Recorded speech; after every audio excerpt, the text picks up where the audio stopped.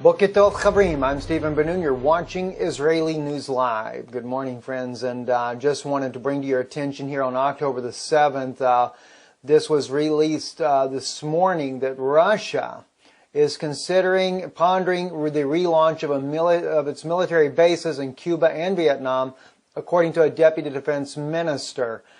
This is clearly, I had to bring this out to you guys right away this morning. Once I saw that Americans would be waking up by now. This is clearly a prophetic broadcast news that I see on the horizon. And I'm going to share with you here in just a moment why. First, let's just take a look at the article here. Moscow is considering plans to return to Cuba and Vietnam, where it had military bases in the past, Russian Deputy Defense Minister Nikolai Pankov said on Friday. Now, those of you that may not be aware of this, Russia, of course, closed the base down in the mid-1980s. This was, at a height of the tensions we know, especially back in the 60s under John F. Kennedy, when we had the standoff between the United States and Russia on certain defenses that they were bringing in nuclear missiles, and it nearly sent the world to a nuclear war. But what really caught my attention about Russia reopening the Cuban base is a dream that I had years ago, and I've spoke about the dream many times here on Israeli News Live over the course of several years, not frequently. But in the dream that I had seen, I saw Russian MiGs, such as what you see pictured here and behind me here, flying over Florida. And the United States was definitely at war. The U.S., at least Florida, the region of Florida, was under a heavy attack by Russian MiGs. And I knew that it was definitely a Third World War, and we were seeing the end of the United States from the attacks that I was seeing there. But the thing that kind of concerned me in having this dream was, how would Russia ever get MiGs all the way to Florida? They have only one aircraft carrier, and I can assure you, if that aircraft carrier approached Florida whatsoever, the U.S. military would end up sinking the ship. I mean, it'd just be obvious without even question that this is what the U.S. government would do, because of the fear that there could be a launch of an attack there on the mainland of the United States. But now we are seeing that Russia is planning on reopening the Cuban air base. And of course, that would give striking distance for a Russian MiG to be able to strike anywhere in Florida, in that part of the hemisphere of the United States, taking the southern section of the United States easily. But we have to also consider this fact as well. It seems that Russia is only starting to play the same game that the United States has been playing now for over the last 2 years against Russia, ever since the Ukrainian crisis began, that was started by the CIA to topple President Yanukovych and install the U.S.-backed Roman puppet there for Petro Poroshenko over the Ukrainian people. And then, of course, they began a genocide on those that were Russian-speaking people inside the country. Ever since then, though, NATO has used this particular basis to launch more and more military setups inside of right there on Russia's border in Lithuania, Latvia, now Poland, etc. NATO is building up massive amounts of troops there. Up to 30,000 are stationed there on a rotation basis, on a regular basis. Everything against all the agreements that the U.S. made with Russia after the collapse of the Soviet Union, promising that they would never do these things. But what's odd is how that the U.S. government caused the fall in the topple of the democratically elected leader Yanukovych from power, and then turn around and blame Russia for invading Ukraine. Well, Russia never invaded Ukraine. If anything, it would be similar to that of Syria. Yanukovych invited Russia there to rescue him from the coup that was being staged by the CIA. There's been enough leaked documents that can prove that already. So it's just tit for tat, it seems like. Now Russia's starting to give the Obama administration a taste of its own medicine. And I would say this by the administration and not that of the American people, because I'm sure many of the American people would have honored their word to Russia as Putin has honored his own word to the United States, even when President George Bush stated that he was the greatest ally the U.S. could have, that of President Vladimir Putin. But things have changed under the Obama administration, and now even in the political scheme of things, we're seeing that even Donald Trump is starting to back away a little bit from standing and bringing peace about between the United States and Russia, and starting to lean more towards the Obama administration's rhetoric stating that Russia broke the ceasefire in Syria, when indeed Russia never broke the ceasefire. It was clearly broke by the United States when they did the attack on the Syrian army, as well as their little back thugs all through the nation of Syria. And of course, the U.S. was the one who started the civil war inside Syria as well.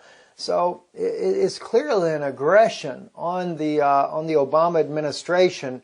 And I can't say that another administration would have done differently, but I do believe that in the case of Donald Trump and Mike Pence, we probably would see a different scenario at this point here.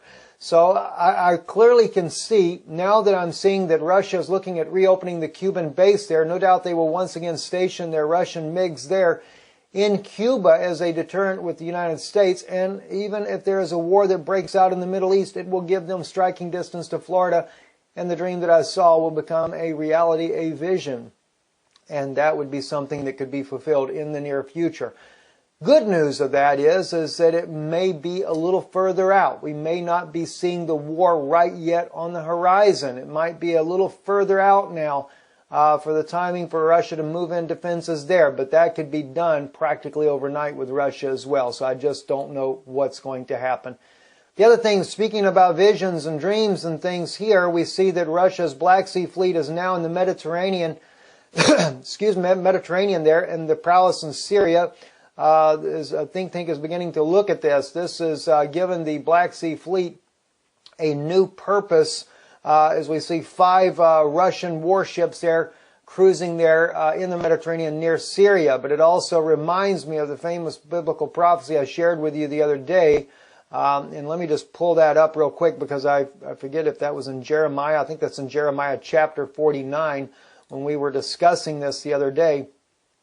That clearly we are looking at prophecy when we see, yes, Jeremiah chapter 49 verse 23 concerning Damascus, Hamath is confounded, and Arpad. For they have heard evil tidings. They are faint-hearted. There is sorrow on the sea, and it cannot be quiet. Maybe the fight does not begin actually on Damascus itself, but it is concerning Damascus. This is what's interesting. And there is sorrow on the sea. Now they said they have heard evil tidings. That evil tidings may be that there is an attack planned on Russian ships in the sea there, or vice versa. It may be that Russia is planning to deal with American ships in this region. I don't know which way it's going to go. But nonetheless, they are faint-hearted. There is sorrow on the sea, and it cannot be quiet. It lets us know that this is one of the reasons, or one of the things that will cause the war to spiral out of control. Damascus is waxed feeble, and turneth herself to flee, and fear hath seized on her. Anguish and sorrow have taken her as a woman in travail. I'm only awaiting to see just how many ships the United States will end up sending into this region as a result of that. But anyway, in other news also, let me turn our attention to Israel. Iranian official, we have warehouses full of missiles that can flatten Tel Aviv. This is being reported by United with Israel. And it says Moshe Ragi Hadost, a former minister of the Islamic Revolutionary Guard Corps, reportedly told Tehran political gathering, we have warehouses full of missiles in Tehran, Zanyan, Ashnavia, that can strike Tel Aviv. That's the threat there, and they mention in the article there that if only one missile from Israel lands in Tehran, inside of Iran, anywhere, they will flatten Tel Aviv and Haifa. It was also seen on a sign that was paraded around Iran not too long ago on the side of a truck, that they would flatten both Tel Aviv and Haifa in the latest round of rhetoric coming out of Iran. Now, the problem is, though, what I look at is that with the ties between the Obama administration and that of Prime Minister Netanyahu, and the strengthening of those ties there that have, after the huge military deal was made with Prime Minister Netanyahu, it has only endangered the Israeli people even more, not because of the economic agreements that were made there, but it makes Israel, the Israeli government that is, more of a puppet to the Obama regime, and threatens the security and the peace of the people of Israel. Very concerning to me as well, as we watch things that are unfolding there with Iran, and only can condemn everything about Iran's statement there. Iran always wanting to talk about annihilating the Jewish people in their homeland there. Very concerning. We still are going to be doing a special broadcast on that to show you where all this has started from in a very near future here, either today or tomorrow one. Assange backed into a corner, dropped a bomb on the entire U.S. government.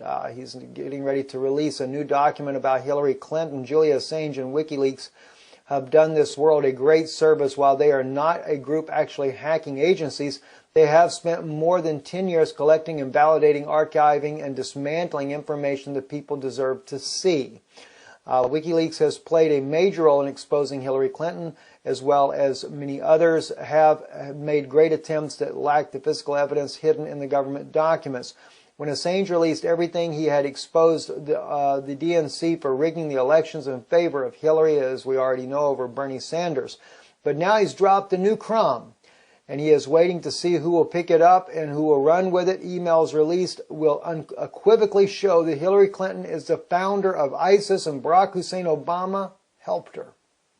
Well, all you have to do is listen to Vladimir Putin, President Putin, to know this. He's the one that actually has brought that bombshell out already. But I am sure to see the actual documents that can prove this would only be that much more ammunition at possibly stopping her from becoming the next president of the United States. Or will we never stop that in the first place? Will the election be rigged, which even Donald Trump has suggested that it may be rigged as well, that would stop him from gaining power? Can't quite say the answer to that. Don't know about that in prophecy, but we do know there's a lot of things about the United States that clearly are in biblical prophecy. I'm Stephen Ben-Nun. You've been watching Israeli News Live. Another interesting day, and news is breaking faster than any one news organization could keep up with. I'm Stephen Ben-Nun. You're watching Israeli News Live.